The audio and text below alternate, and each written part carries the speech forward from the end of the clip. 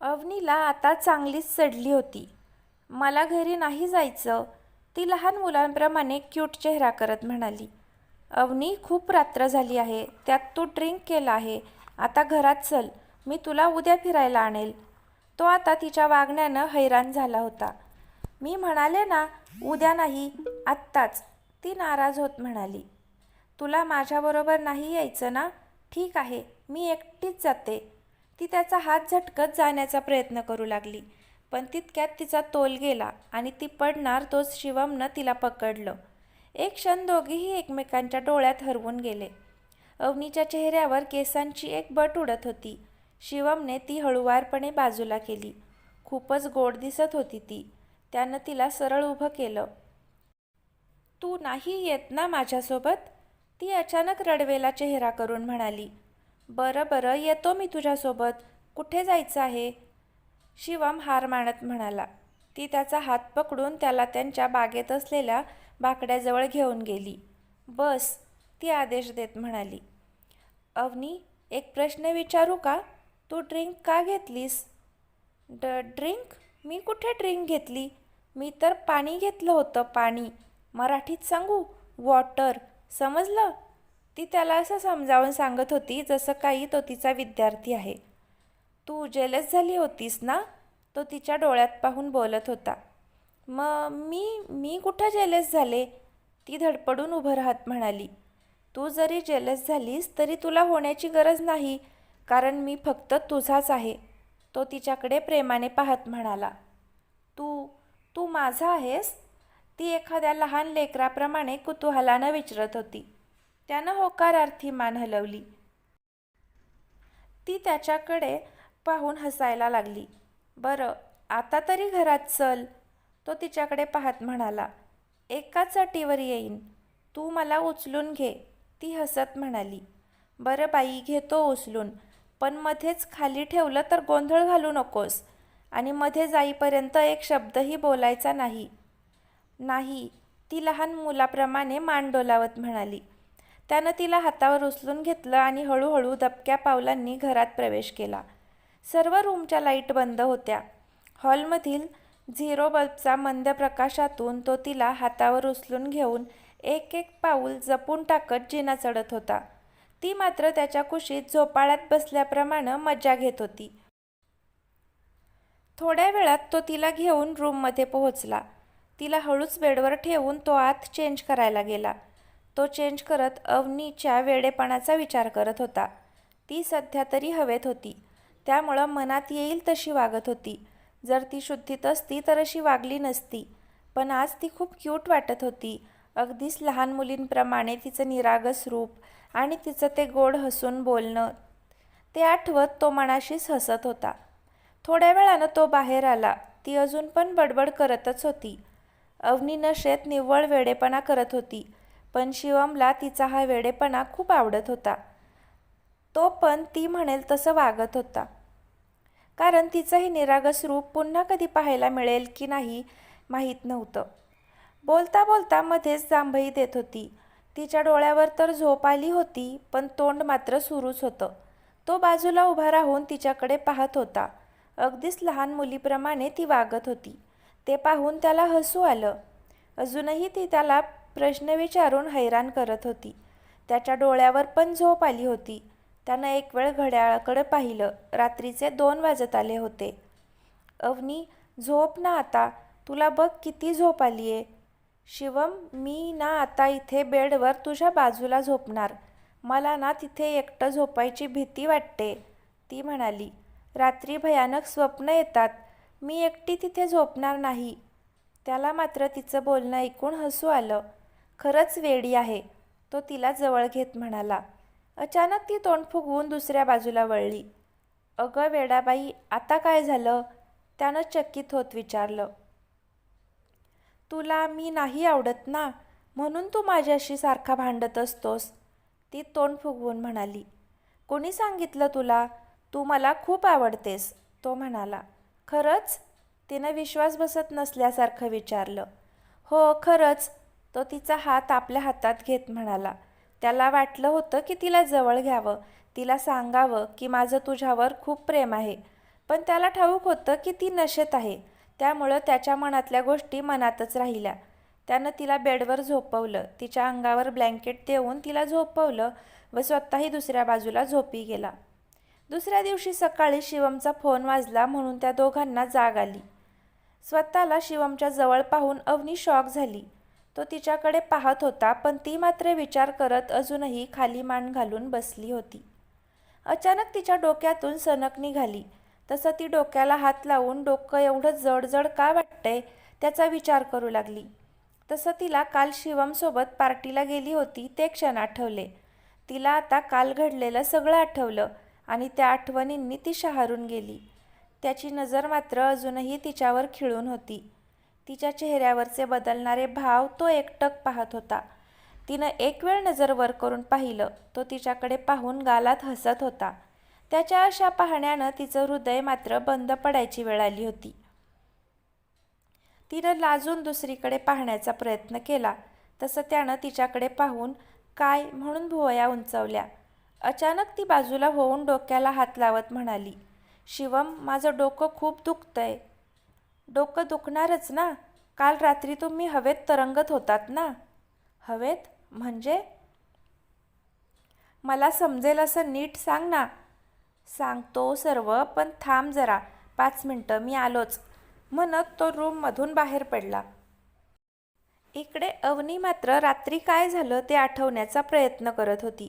पण तिला फक्त शिवमबरोबर पार्टीत गेल्याचं आणि शिवमला एका मुलीबरोबर पाहिल्याचं आठवत होतं. त्यानंतर पुढे काय झालं ते आठवण्याचा ती प्रयत्न करत होती, पण तिला काहीच नीट आठवत नव्हतं. इकडे शिवमला खाली येताना पाहून सीमाताई म्हणाल्या, शिवम, तब्येत ठीक आहे ना तुझी?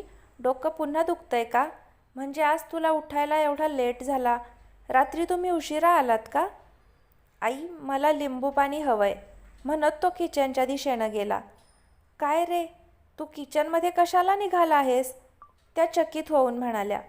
अगं माझं नाही, अवनीचं डोकं दुखतंय म्हणून तिच्यासाठी लिंबू पाणी हवंय. काय झालं असं अचानक तिला तिचं डोकं का दुखायला लागलं? ती ठीक तर आहे ना? त्या म्हणाल्या. आई, मी तुला नंतर सगळं सांगतो, तो म्हणाला. सीमाताईंनी त्याला लिंबू पाणी बनवून दिलं. ते घेऊन तो त्याच्या रूमच्या दिशेनं गेला.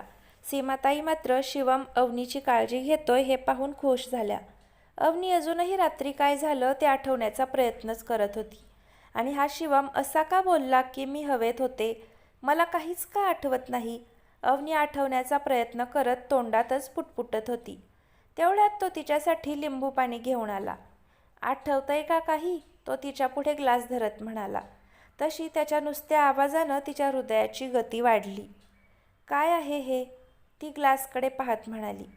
लिंबू पाणी, हे घे, म्हणजे डोकं दुखणार नाही, तो तिच्या हातात ग्लास देत म्हणाला.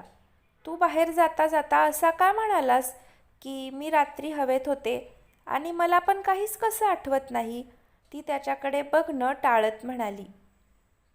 तू आधी हे पी, मग सर्व सांगतो. बरं, म्हणत अवनीने ते लिंबू पाणी घेतलं. मला काय होतंय याच्याकडे पाहिलं की अचानक एवढी धडधड का वाढतीये? त्याचा आवाज ऐकून मी का बेचैन होतीये? ती मनातच विचार करत होती. शिवमला मात्र तिचं रात्रीचं वागणं आठवून अजूनही हसू येत होतं. लिंबू पाणी संपलंय, आता सांग ना काय झालं? ती ग्लास बाजूला ठेवत म्हणाली. आता शिवमने तिला पार्टीत गेल्यापासून ड्रिंक, घरी आल्यानंतर केलेला वेडेपणा सगळं काही सांगितलं. ती इतका वेडेपणा करत होती हे ऐकून तिला काय बोलावं तेच कळेना. संधी असूनही शिवमने तिचा गैरफायदा घेतला नाही हे लक्षात येताच तिच्या डोळ्यात पाणी आलं. त्याला समजलं की तिच्या डोळ्यात पाणी का आलं. अवनी, माझ्या मनात असं असतं तर यापूर्वीच केलं असतं ना. एवढे दिवस तुझ्या होकाराची वाट पाहत बसलो असतो का? मग? ती भावूक होऊन त्याच्या डोळ्यात पाहत होती. अवनी, माझ्यासाठी तुझं आनंदी असणं फार महत्त्वाचं आहे. अवनी, आत्तापर्यंत तुला सांगितलं नाही, पण आज सांगतो. माझं तुझ्यावर खूप प्रेम आहे. I love you, I love you so much. ही फिलिंग मला यापूर्वी कधीच आली नाही. काल तू मला ज्या मुलीसोबत बघितलंस ती फक्त माझी मैत्रीण आहे. तीही विवाहित आहे व तिचा एक सुखाचा संसार आहे. अवनीच्या डोळ्यात पाणी आलं होतं. अवनी, मला ठाऊक आहे की तुझ्यासाठीही हे सगळं नवीन आहे. तुला हे सगळं स्वीकारायला वेळ लागेल. तुला हवा तेवढा वेळ घे. तुला काळजी करण्याचं कारण नाही. तू मनानं माझी व्हायला हवी आहेस. म्हणून तर एक दिवस मी तुझं मन वळवण्याचा प्रयत्न करत आहे. आणि तसंही कालची तुझी जेलसी पाहून मला खात्री आहे मी लवकरच तुझं मन जिंकण्यात यशस्वी होईल. त्याचं बोलणं ऐकून तिच्या डोळ्यात अश्रू जमा झाले होते. तू माझ्या मनाचा आणि माझा किती विचार करतोस आणि मी तुझ्याशी एवढी वाईट वागते तरीही तू मात्र मला नेहमीच समजून घेत आलास. मी खूप वाईट आहे.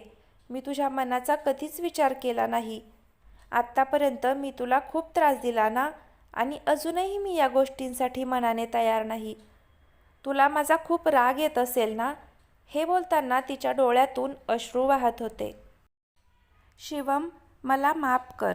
तू मला एवढं समजून घेत होतास तरीही मी तुला समजून घेण्याचा प्रयत्न पण केला नाही. मैत्रीच्या नात्यानं तरी मी तुला समजून घ्यायला हवं होतं. पण मला फक्त थोडा वेळ दे. सगळं काही ठीक होईल, ती रडत म्हणाली. रात्री असा वेडेपणा करून मी तुला अजूनच त्रास दिला ना, ती रडतच बोलत होती. अगं रडूबाई, बास आता. पण रात्रीचा तुझा वेडेपणा मला खूप आवडला. कधीतरी माणसानं करावा असा वेडेपणा, मज्जा येते. पण असं ड्रिंक घेऊन नको बरं. शेवटी मला तर वाटलं होतं की मलाच वेड लागतंय की काय. त्याचं असं मस्करीचं बोलणं ऐकून त्याला तिच्या चेहऱ्यावर हसू आलं. नंतर शिवम खाली आला. त्यानं सीमाताईंना सगळी हकीकत सांगितली. अवनीची जेलसी, तिचं रात्रीचं वागणं, त्यानंतर त्यांच्या दोघांचं बोलणं. सीमाताईंना हे पाहून खूप आनंद झाला की आता अवनी आणि शिवम दोघेही जीवनाच्या मागच्या गोष्टी विसरून पुढं जाण्याचा प्रयत्न करत होते. दोघांचं नातं आता हळूहळू फुलत आणि बहरत होतं. अवनीने तो दिवस झोपूनच घालवला, कारण हँगओव्हरमुळे तिचं डोकं दुखत होतं. शिवम काही वेळ ऑफिसला जाऊन आला. शिवम घरी आला तो रूमपर्यंत आला. आतून हॉरर मूव्हीचा आवाज येत होता. त्याला रात्रीचं अवनीचं बोलणं आठवलं. भीती तर वाटते, तरीही हॉरर मूव्ही बघतीये. तो कपाळालाच हात मारून घेतो. तो आता गंमत करायचा विचार करतो. अवनी घाबरते का बघावं. अवनी मस्तपैकी चेअरवर बसून मूव्ही बघण्यात बिझी होती. ती चॉकलेट खात होती. शिवमनं बाहेरून लॉक उघडलं. अवनीचं लक्ष गेलं, पण कोणीच आलं नाही. अवनीला वाटलं तिला भास झाला. तिनं परत टीव्हीकडे बघितलं. आतून दाराचं लॉक वर खाली होत होतं. अवनीनं चॉकलेट खायचं सोडून दाराकडे बघितलं. तोपर्यंत लॉक वर खाली होणं थांबलं. अवनी उठून दाराजवळ जाऊन विचार करते. शिवम आला असता तर गाडीचा आवाज आला असता. मला आवाज आला कसा नाही. ती दार उघडून बाहेर येते. शिवम पिलरच्या मागे थांबून तिची मजा बघत होता. अवनी पायरीपर्यंत जाते. शिवम हळूच रूममध्ये येतो. अवनीनं सगळीकडे नजर फिरवून परत रूममध्ये येऊन दार लावून मागे वळून बघितलं. अचानक शिवमने तिला जोरात भॉ केलं. अवनी घाबरून जोरात किंचाळली आणि जागेवरच उड्या मारू लागली. ती इतक्या जोरात ओरडेल असं त्याला वाटलं नव्हतं. शिवम तिच्या जवळ जाऊन घाबरून तिच्या तोंडावर हात ठेवतो. अगं मी आहे शिवम. अवनी आणि शिवम दोघेही धडपडत खाली पडले. अवनी त्याच्या अंगावरच पडली. शिवमनं तिला सावरलं. अवनी. तो जोरातच ओरडला. तेव्हा कुठे तिचा आवाज बंद झाला आणि तिनं त्याच्याकडे बघितलं. मी आहे. तू तर माझी पाठच मोडून टाकलीस, तो म्हणाला. अवनी घाबरून हळूच त्याच्या अंगावरून उठली. लागलं का तुला, ती काळजीच्या स्वरात म्हणाली. आधीच डोक्याला लागलं आहे, आता पुन्हा माझ्यामुळं. अगं अगं, इतकं काही लागलं नाही, काळजी करू नको, तो तिच्याकडे पाहून म्हणाला. मला तर तुझी गंमतच वाटते. एकतर तुला भीती वाटते तरीही हॉरर मूव्ही बघतेस. कमाल आहे तुझी, तो चकित होत म्हणाला. मला आवडतात हॉरर मूव्हीज बघायला, ती हसत म्हणाली. आज खूप छान वातावरण होतं. रिमझिम पाऊस पडत होता. रात्री जेवणानंतर शिवम अवनीला म्हणाला. अवनी, चल ना, आज खूप छान वातावरण आहे. आपण आईस्क्रीम खायला बाहेर जाऊ. ते ऐकून अवनी खुश झाली. मी लगेचच चेंज करून येते, ती आनंदात म्हणाली. अवनीनं आरशासमोर उभं राहून समोरचे केस मागे घेत क्लच लावला. थोडा टचअप केला. शिवम तिचा क्यूट चेहरा निहाळत उभा होता. चल मी तयार आहे. तो भानावर येत तिच्या मागे जायला लागला. दोघे गाडीत बसले. शिवमने तिच्यावर नजर टाकून गाडी स्टार्ट केली. अवनी शांतपणे पुढे बघत होती. शिवमही काहीच बोलला नाही. बाहेरचं वातावरण बघून शिवमचं मन प्रसन्न झालं होतं. ती बोलत नसली तरी ती जवळ असल्याची फिलिंग खूप छान वाटत होती. त्याला काल रात्रीची तिची बडबड आठवली. तिचं ते क्यूट वागणं आठवलं. तो गालातच हसला. शिवम आणि अवनी जवळच्या आईस्क्रीमच्या शॉपमध्ये गेले. बोल, कोणती आईस्क्रीम हवी आहे तुला? शिवम तिच्याकडे बघत म्हणाला. अवनी सगळे आईस्क्रीम बघत होती. तिने नजर फिरवत सीताफळ आईस्क्रीम चूज केली. शिवम दोघांनाही आईस्क्रीम घेऊन बाहेर आला. अवनी पाऊस बघत होती. शिवमने आईस्क्रीम तिच्या हातात दिली. ती आईस्क्रीम एन्जॉय करू लागली. शिवमचं आईस्क्रीमकडे लक्षच नव्हतं. तो तर तिच्याकडे पाहत होता. त्यामुळे त्याचं आईस्क्रीम पकडून खाली पडलं. ते बघून तिला हसायला आलं. ती दुसऱ्या क्षणी तो स्तब्ध झाला. अवनीने तिची आईस्क्रीम त्याच्या पुढे धरली होती. शिवमने तिच्या डोळ्यात बघत तिचा हात पकडून आईस्क्रीमचा एक बाईट घेतला. अवनीचा चेहरा लाल झाला होता. हृदय धडधड करू लागलं होतं. शिवमने तिचा हात सोडला. अवनी चेहरा दुसरीकडे करून लाजत आईस्क्रीम खाऊ लागली. आईस्क्रीम संपल्यानंतर दोघेही तिथून निघू लागले. तर मित्रमैत्रिणींनो, या कथेचा पुढचा भाग नक्की पहा आणि कथा कशी वाटते आहे ते कमेंट करून सांगा. आवडत असेल तर लाईक करा आणि पुढचे भाग पाहण्यासाठी चॅनलला सबस्क्राईब करा. धन्यवाद.